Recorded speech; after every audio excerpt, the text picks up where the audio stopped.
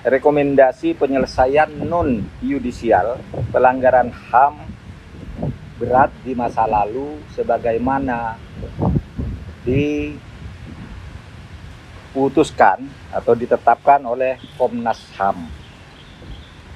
Presiden sudah mengeluarkan Inpres nomor 2 tahun 2023 kepada 19 menteri dan pejabat setingkat menteri untuk mengambil langkah-langkah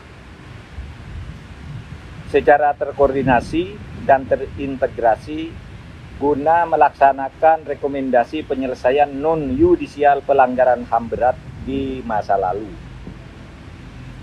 Ini ditekankan bahwa rekomendasi ini adalah menitik beratkan perhatiannya pada korban, bukan pada pelaku pelanggaran HAM berat di masa lalu.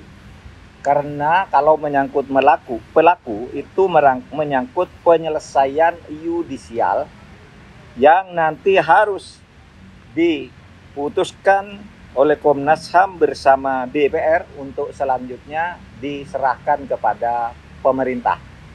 Jadi ini titik beratnya pada korban, bukan pada pelaku. Kita tidak akan mencari pelakunya dalam penyelesaian non-yudisial ini, karena itu urusan Komnas HAM dan DPR. Yang kedua, di dalam rekomendasi penyelesaian non-yudisial itu tidak ada permintaan maaf dari pemerintah kepada masyarakat karena peristiwa itu, tetapi pemerintah menyatakan mengakui bahwa peristiwa itu memang terjadi dan pemerintah menyesali keterjadinya peristiwa itu.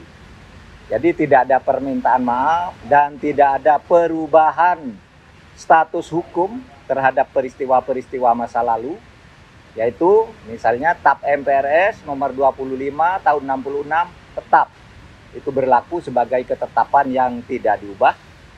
Kemudian mengenai peristiwa yang sudah diputuskan oleh pengadilan juga itu sudah tetap berlaku.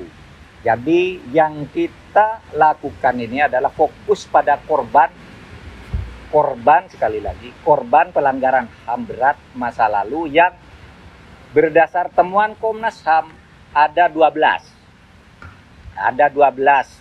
peristiwa. Dan peristiwa itu tentu tidak bisa ditambah oleh pemerintah. Karena menurut undang-undang yang menentukan pelanggaran HAM berat atau bukan, itu adalah Komnas HAM. Dan Komnas HAM merekomendasikan 12 yang terjadi sejak puluhan tahun yang lalu. Nah, saudara sekalian, saya ingin masyarakat paham perbedaan antara pelanggaran HAM berat dan kejahatan berat.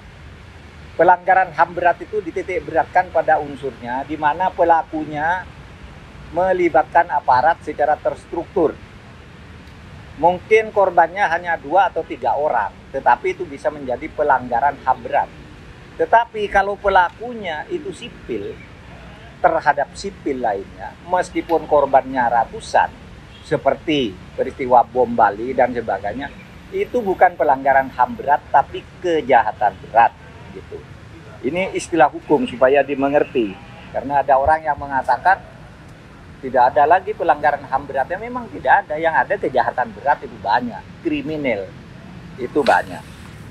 Langkah berikutnya pada bulan Juni yang akan datang, Presiden Republik Indonesia akan melakukan kick-off atau peluncuran upaya penyelesaian pelanggaran HAM berat secara non-yudisial ini akan dilakukan di Aceh.